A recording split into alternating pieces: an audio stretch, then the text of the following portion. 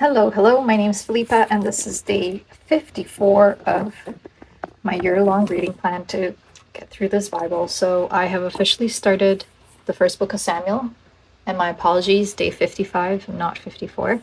And so we start with a certain man on the Mount of Ephraim by the name of Elkanah, who has two wives. One's Hannah, the other one is Peninnah.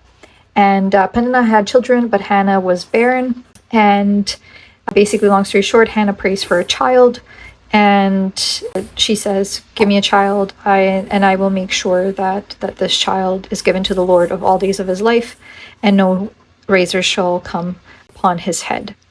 And she gives birth to a little boy named Samuel, and Samuel is taken into the house of Eli, who is the priest of the Lord, and he is in there studying under the priest and there to serve the Lord and to worship him there.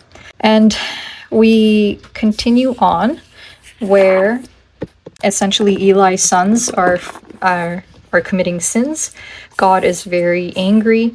Eli even says to his sons in chapter 2, verse 24, "Ye make the Lord's people to transgress, because they are sleeping with women who are coming to the tabernacle, to the house of the Lord." And they basically, his sons don't listen to him. They're kind of scared of him, but they don't listen to him. And God is very angry. And he says, in this long section here, he says, "How is it that I chose you to be my priest and given you all these things and taken you out of Egypt, but you kick at my sacrifice and my offering? And even though I gave you my habitation, I honored your sons above me, I gave you all the food, I give you this house, and now I'm actually going to take all this away from you. I will punish you and your sons because this is my house that you essentially reside in and that you are not taking care of." And this word of the Lord is first revealed to Samuel.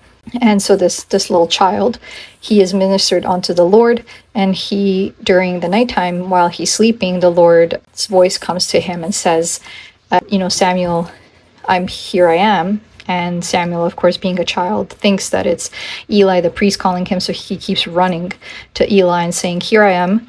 And Eli says, "No, it wasn't me that called you. Go lie down again." And this happens a couple of times. And then Eli catches on and says, "Okay, I think it's the Lord speaking to you. The next time you hear the voice, say, 'Here I am, my Lord. I'm your servant. Tell me what you need to tell me.'" And so Samuel does this. And the Lord essentially tells him that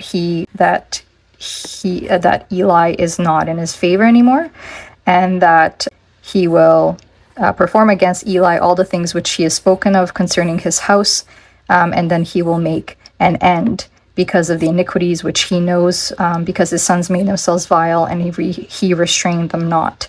And then the next morning, Eli says to Samuel, "What did the Lord say?" Samuel's a little bit scared and to show Eli the vision, but he does.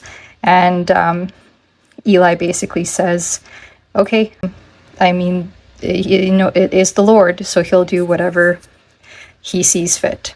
And it just ends on this section saying Samuel grows in favor of the Lord, and everybody in Israel from Dan to Beersheba knows that Samuel is established as the next prophet of the Lord. So this is where I end the first part of Samuel, and I will be back tomorrow for day 56 of reading this Bible.